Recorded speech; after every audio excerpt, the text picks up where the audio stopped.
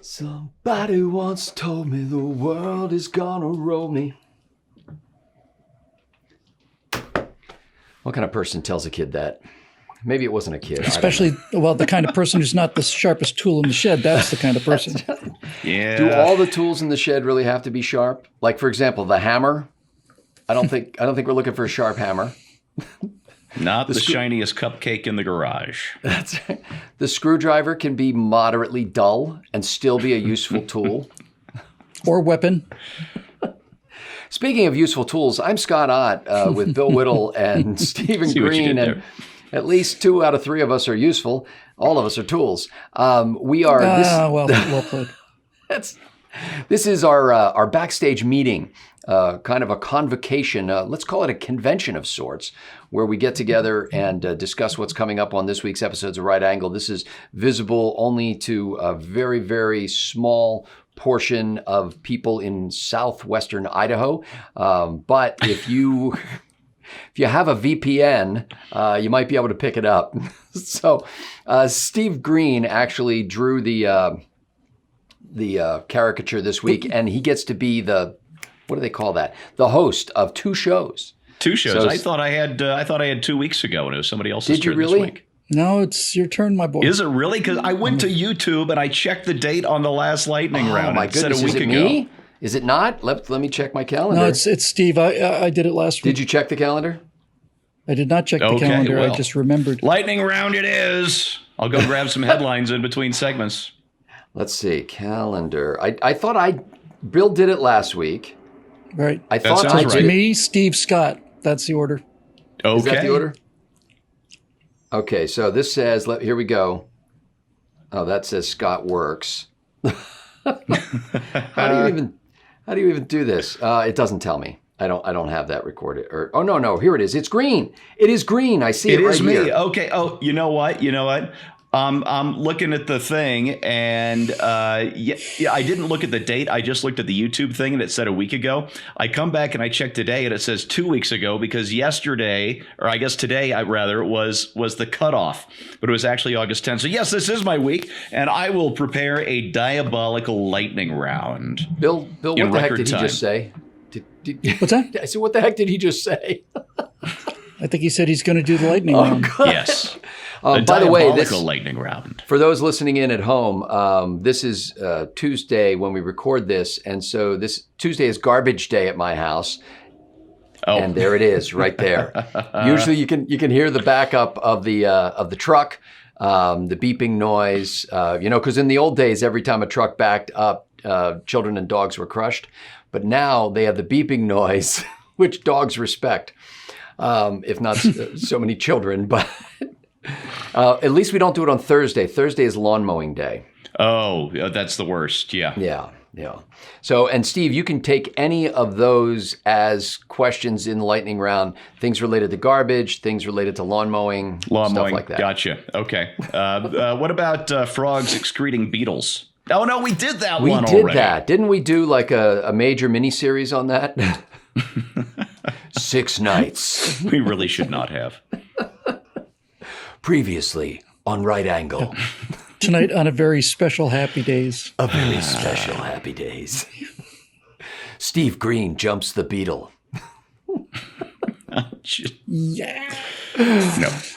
The Fonz jumping the shark. All What right. about your main show there? That's right. I do need another topic, don't I? That doesn't involve amphibians or insects. Yeah, I want to talk about the media reaction to the first night of the Republican National Convention, since we did our Democratic friends last week. And I don't know. Do you guys remember the Journo list? Yeah. Yep.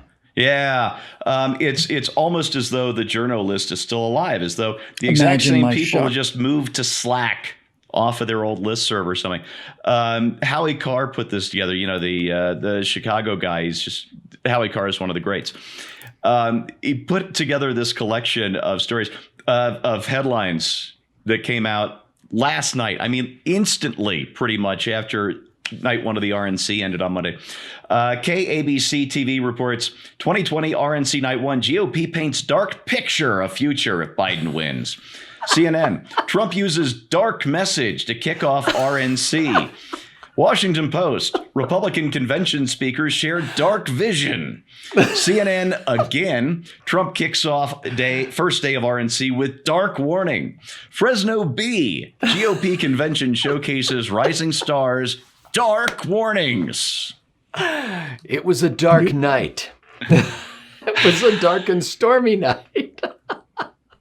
You know, Bill, let me just, and Steve, do you mind? I'm just a private moment with Bill. No, please, Bill, please. I did not know about Howie Carr or whoever he is, nor did I have that compilation. I'm just saying. Oh, no, of course not. No, it's okay. I think we could take a different angle on it. I think so too. Yeah. We just recorded Bill Whittle now about an hour ago about the dark message coming from. No, it's okay, man. It's okay. Don't panic. Totally different audience. And we'll just take a different angle. All right. Because I do have an angle, but I haven't seen your Bill Whittle now, of course, because I mean you guys like just taped it. We just shot it an hour ago, a couple hours ago. So the Bill Whittle now audience is mostly people who hate me. The right angle audience is made up of people who still hate me, but can tolerate it a little more because there's an extra person who's not me in the show talking. I plead guilty, I guess. I don't know what to do with that information. So I think that's a good topic. Well, it's certainly good enough for reruns on the same day. Yeah, we're going to watch 2 episodes of Happy Days tonight, same episode. Let's see. So that's green. I'm writing things down here, as is my want. You take the notes. That's right, with my Boyu Likebook Muses device. What a terrible name for a product. So without giving too much away for the folks who haven't watched the Bill Whittle now that hasn't yet been released, what angle should I avoid in this segment? Well, any of the stuff you just said. Any references to it being dark. No, I don't. We just went all over the place in terms of... Not like Bill's in terms of what the media focus. in general is trying to build the narrative. Okay.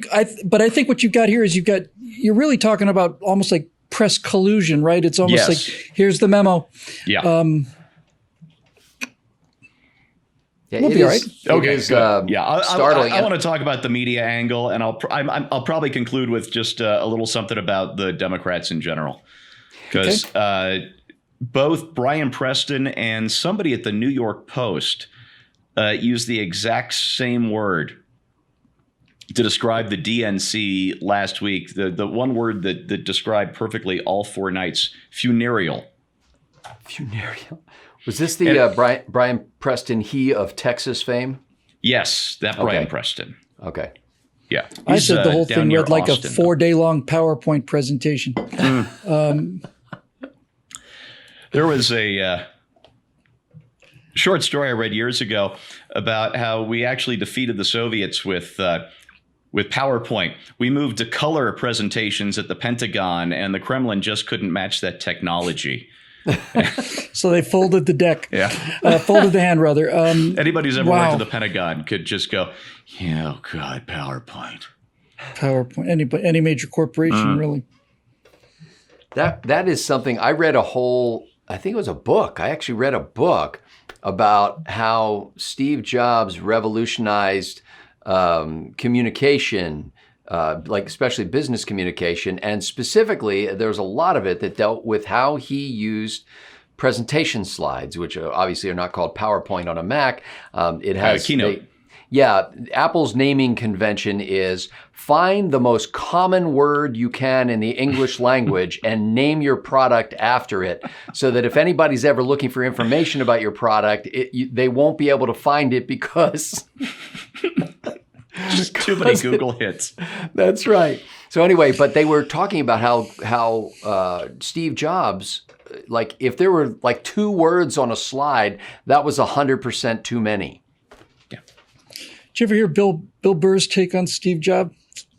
I don't think so. Is there anything we can say before a family audience? But he's basically Bill Burr is saying he's overrated. You know, he says, I mean, what did he do? He goes into a room full of engineers and he says, so I want all of my music and a telephone and a camera inside something this big. Now get on it. And he walks out. You know, he says he's probably wandering around Apple headquarters eating some pretentious fruit like a pear. You know, and sticking his head in the door. Here's another one for you. Put in a GPS. I don't hear the sound of thinking. It's like, it's got. That's actually not too far off from the It's way probably now get on it. I read Walter, what's his name? Who wrote the bio? Isaacson. I read his bio, and then another one by somebody whose name is even less famous. But yeah, that sounds like him. That's There were two major biographies of Jobs that came out in the 3 years after he died. The first one was the Isaacson one that I thought. He had access to Jobs for like a year, and they did all these interviews and stuff, and he still didn't nail down the point of, this jerk became head of the world, founded one of the world's most valuable companies, but he was never able to explain why it was this jerk. And that's the important element. The book that did nail that was called Becoming Steve Jobs, and it really focused a lot, or at least a lot more than Isaacson did, on his kind of years out in the wilderness at Next Computer, the company he founded after he got kicked out of Apple. And it was really somewhere between Next and Pixar that the Steve Jobs who got fired from the company he founded became the guy who was able to create the Apple that somehow survived the 90s. And it's a really good read. That's the other Steve one Jobs, I read. The reason it's Steve Jobs is because Steve Jobs took what was a beige tower and said, why don't we put this in kind of like a bright blue and make it transparent? And it's like, okay, that's it. That's all he did. And that's amazing on top of it. It's like, Well, it's the idea that technology can be beautiful and fun. That it's not because beautiful. And it's still that way in a lot of the tech world. A lot of IT people you meet are just so coldly rationalistic and practically utilitarian that they really don't get the sense of the beauty of what they're doing. And, it's why it was so important for Jobs when what was it, Steve, you probably know the model, but he brings out the computer and he wanted it to talk. And that was the original Mac. Yeah. And for that to do that was such a human thing that was really, he was constantly trying to bridge the gap between the code and the hardware and the human heart. And that's what made people who didn't know him love him. Yeah. I wouldn't want to work for the guy. No. But I like his products more often than not. Yeah. And of course, now that Android has copied everything that Steve ever did, and yeah, Apple copies back. That's the thing about the tech world. Yeah, everybody copies from everybody else, and Xerox invented the GUI, the graphical user interface. They made more money off of Apple's license of it than they ever made off their own workstations. And the mouse. Yeah, wasn't it at the Xerox place where Steve first saw the mouse? Yeah. So they paid to get in, and they paid some pretty hefty licensing fees. Wow. Okay. This segment brought to you by IBM, International Business Machines. It's not at all the company you think it is anymore. They don't make anything. It's not a company anymore. They just sell services. Okay, so ladies and gentlemen, so Steve's got the lightning round. He's got the RNC opening night, a dark and stormy opening night that it was. And then Bill Whittle, you and I afterward will be going for our weekly COVID test. But in the meantime, do you have anything you'd like to talk about this week on Right Angle? Yeah, I do, and it's going to be real important, even like right from the outset of this, that people understand the narrowness of what I want to talk about. I want to talk about the Kenosha thing, and I want to talk about how the country didn't explode and why it didn't explode and what was behind the reason it didn't explode. So basically, in an election year, what we do is we read the tea leaves, right? And so I saw the video of the Kenosha shooting, and it was far more shocking than the Floyd video. I couldn't believe it was real. This was just for those of you who haven't seen this yet. This is a man named Jacob Blake who was apparently trying to elude police, took 4 to 7 shots, possibly in his back, while 3 of his children were sitting in the back of the car. trying to elude police. He was certainly walking away from police, which is not an advisable thing to do. But to suggest that he was like eluding, he was calmly walking around his car. He opened the door on his car. The policeman grabs him by the t-shirt. He gets into the car and sits down, and then 2 police officers fire 7 shots into his back. I couldn't believe it was real. But that's not what I want to talk about. What I want to talk about is, why didn't the entire country explode? I mean, I found out about this yesterday morning. I hadn't heard it on the news. And then I found out about it, and my wife sometimes goes to yoga classes across the hill here. And we both decided, no, she needs to stay home because it's just a matter of time before LA burns to the ground now after this.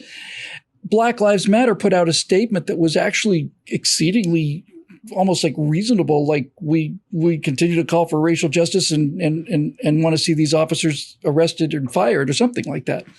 But my point is this: there's 2 points here, and I think they're both really important. One of them is, with this video being as shocking and provocative as it is, and the country didn't burn down because not too many people saw it, that's telling me that the news media didn't promote it the way they promoted the George Floyd thing, and that the George Floyd thing, I'm not saying there's not genuine outrage there, but it was an orchestrated society-wide kind of a thing. And it didn't happen this time. And and now we get to the tea leaves part, and I'm wondering why. And I believe that the reason that this thing the video hasn't been everywhere all the time 24/7 is because I believe that after the smoke and the dust settled from the George Floyd thing, I think CNN, the Democrats, and everybody else realized that this watching America's cities burns probably cost them half of their base. You know, and I think that this thing has not been. I'll just go ahead and use the word promoted. This hasn't been promoted by the news media, because I think that the powers that be, the Democratic Party and their audiovisual department, have figured out that it doesn't play well. They may have thought it did originally, but it doesn't. I don't know how else to explain it. To me, the footage is far more shocking than the George Floyd video.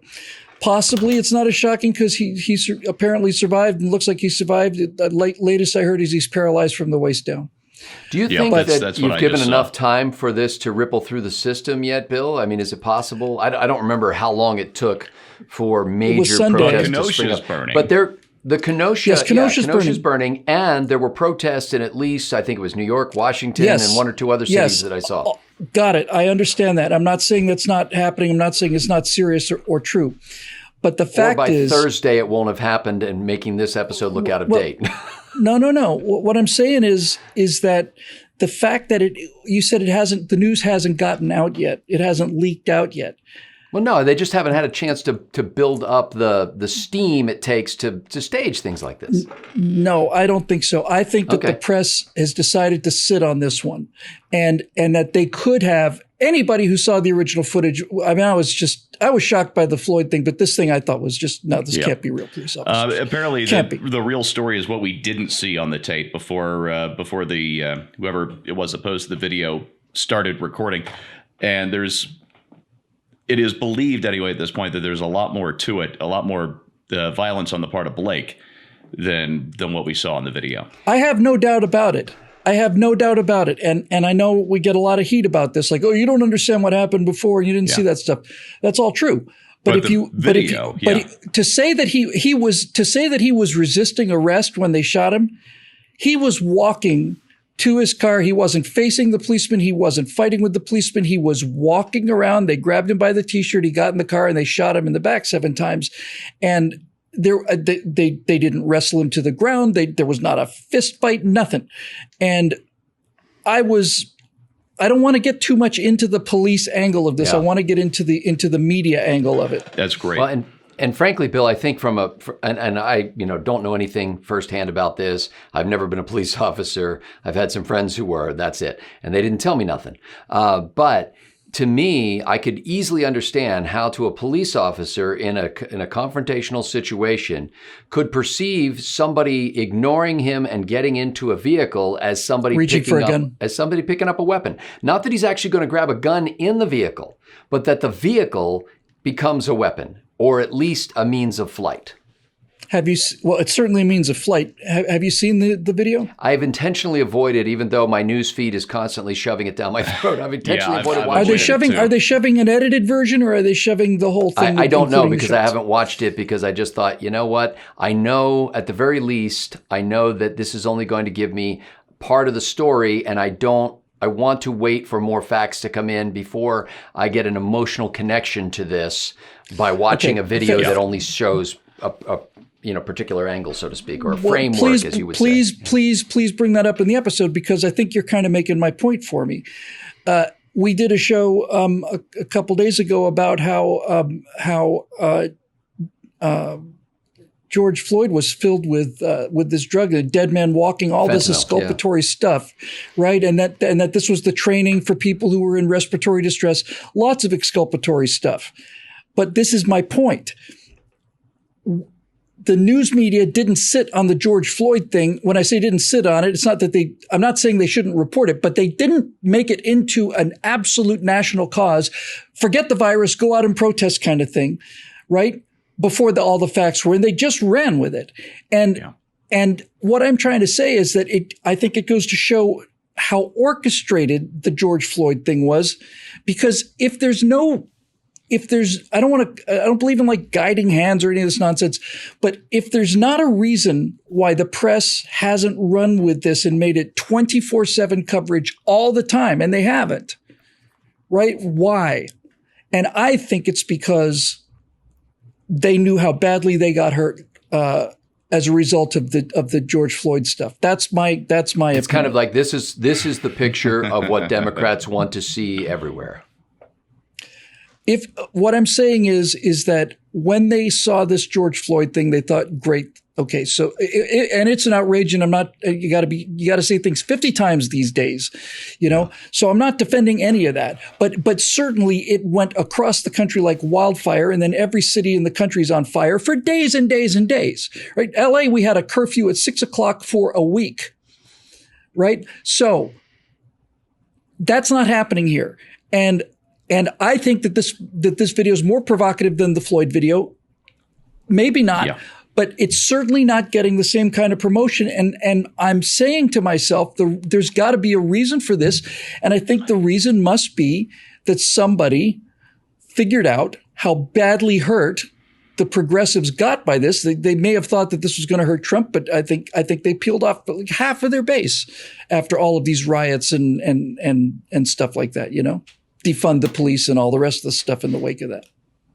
Anyway, that's what I'm interested in talking about. That's going to be a good one. It kind of gets to my complaint about the so-called peaceful protester part of this movement, not including the others who are taking advantage of it and looting and burning and stuff like that.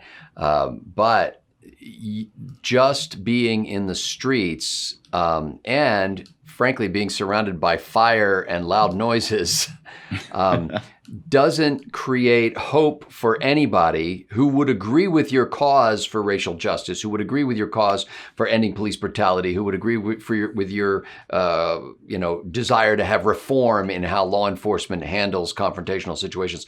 All the people who would be your natural allies in this are put off by this, by what they see in the streets. And so I think Democrats were kind of surprised. And I know that there are protesters who are engaged in this stuff who really think they're connecting because it's a big story and it's nationwide and they're really making headway. Floyd?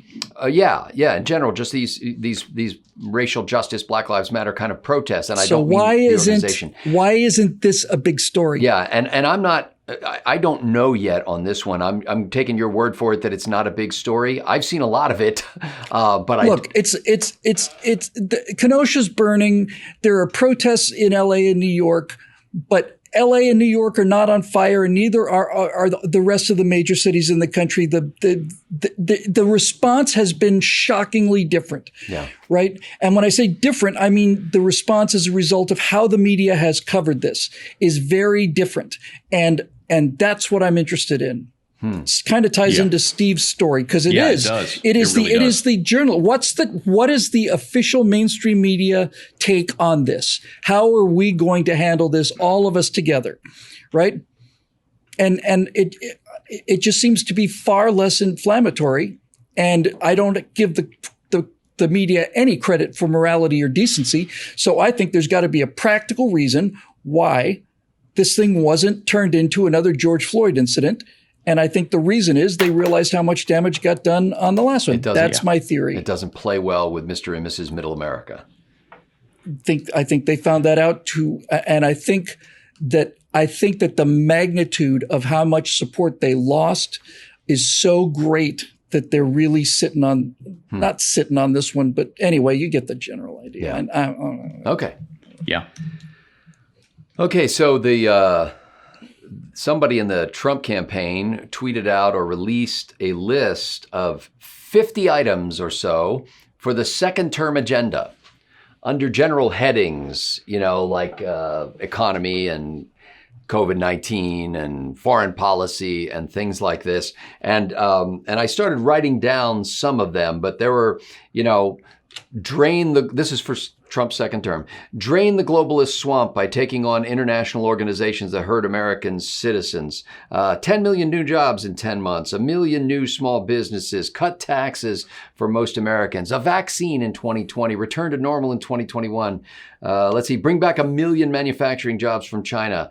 And then there's something about allowing people to 100% expense deductions if they're in the pharmaceutical or robotics business to bring back manufacturing jobs. Anyway, there's one thing after another, and it's been getting a lot of derision on Twitter, especially things like there was a guy tweeted this out, and I know this is just, to me, was stunning. This is the Trump talking point, and then the guy's response: teach American exceptionalism. Response: yuck. Yuck, well, not yuck, like yuck, like Mr. Yuck, but like poison control yuck. How tacky. How gauche. That's the word I was going to go with first. That's right. You spoke French. Anyway, so what I thought was it would be interesting to hear from you all, the both of you, what you'd like to see, a couple of items that you'd like to see in your 50-point program for the Trump second term, that if we could really focus like a laser beam, or as the president does, focus like a blunderbuss, and kind of nail down what you'd like to see out of this second term, which he surely will not get based on the mainstream media reporting that Joe Biden is going to win. All right, we're done. Cool. All right, we're done. Oh, God. Biden presidency just scares the ever-living crap out of me. Bernie Sanders, whoever is running the Biden presidency. Yeah. Dick Cheney, I understand, is going to be doing that. Oh my God. They call him Biden's brain, I think, is what they behind the scenes. Speaking of which, not what they call him. In unrelated news, I just read right before we came on for the taping that Aaron Sorkin and HBO Max are conspiring to do a reenactment of one of the scenes from The West Wing using the surviving members of the cast. Now, for most people, you'll be going, what? What is The West Wing? Because you just don't remember the show from like 30 years ago or whenever it was. But I happen to be in the middle of binge watching The West Wing right now because I was taking an Aaron Sorkin masterclass on writing, and I watched the pilot and got kind of hooked. In any case, so they're gonna reenact basically one of the episodes, and Sorkin's going to write some new material for that episode, and they're bringing back, Martin Sheen and Rob Lowe and Bradley Whitford and Janelle Maloney and Allison Janney and Adam or Richard Schiff, all these people that were in the original, except for, of course, what was the guy's name? Leo, who's dead now. Oh yeah, he passed away. Yes, shockingly he died at the age of 59, which is my age right now. I don't know if you remember what Leo looked like when he was 59. It looked like he was about 70. Yes, he did not look like 59. Anyway, so, but I just thought with me, there's not a single Aaron Sorkin show, and I think exactly one movie, A Few Good Men, that I think is at all watchable. He's heavy into dialogue. He's definitely a dialogue. But it's everything is to make his point, and it doesn't matter whose mouth it comes out of. Yeah. And there's a lot of that. And it's funny because I just saw one episode and I find myself talking back to the TV and my poor wife who doesn't say anything. Guilty. But my lovely bride is sitting there and she's got to be thinking, oh, will you shut up for the love of all that is holy? But anyway, I'm watching the show and they had this whole episode where the big focus was on petroleum and how we're running out of it. And how in a couple of years, fuel is going to be incredibly expensive because we're running out of it and there's no more left. And this was like, they were saying this. And this is my complaint with, I don't know if Sorkin wrote the episode, but my complaint in general with these kind of shows is they are just so cocksure certain that what they believe is going to happen, that they don't allow room for the possibility in a little humility that they might be wrong. And so the whole show is basically about, oh, I can't believe these Republicans. We're not going to have any oil in a couple of years. And Republicans seem to think that the fuel will continue forever. That's right.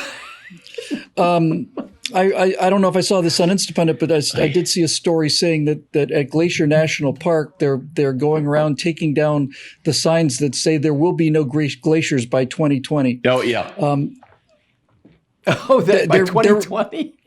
Yeah, they're replacing them with signs that say, "Oh, it's still melting. Don't you worry, it's still melting." Well, here's the thing: we've been in a deglaciation period for about 12 to 14,000 years now, and all I can say is, thank goodness.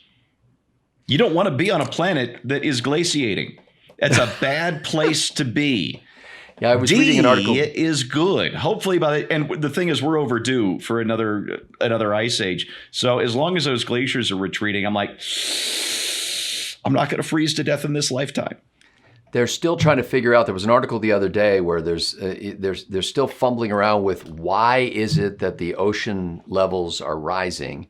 And in the course of this, and part of it has to do with melting glaciers, part of it has to do with, they believe, with the warming planet, I guess, makes water bigger. I don't know. I don't fully understand how that works, but it's like warm. There's some small aspect of it, but most of it is melted ice that was not in the water. All of that to say, land. And I don't know who's got the ruler down by the seashore. There's somebody down by the ocean right now with one of these deals gone. Okay. 0.067 inches a year. That's the rising sea level rate. Yeah, 0.067. So sick the Dutch loose on this stuff. They know what they're doing. Well, we're not going to talk about people's sexual proclivities or choices in this episode of Right Angle. So, ladies and gentlemen, that's it. That's about all we have time for. That's not true. We have time for lots more. But we're going to cut it off here because it's really starting to wind down. You can just feel it. I have the sense that we're losing a grip on the thread, on the narrative. We're grateful to you for making this possible. We are three men who would have nothing to do but wander about mumbling into our Bluetooth headsets as if we were common winos if it weren't for people like you who make this enterprise possible. Thanks for the money to fund it. Thank you for the encouragement that we hear all the time. And thank you for sharing this with other people so that they can join your happy ranks. For Bill Whittle and Stephen Green, I'm Scott Ott. We'll see you this week on Right Angle.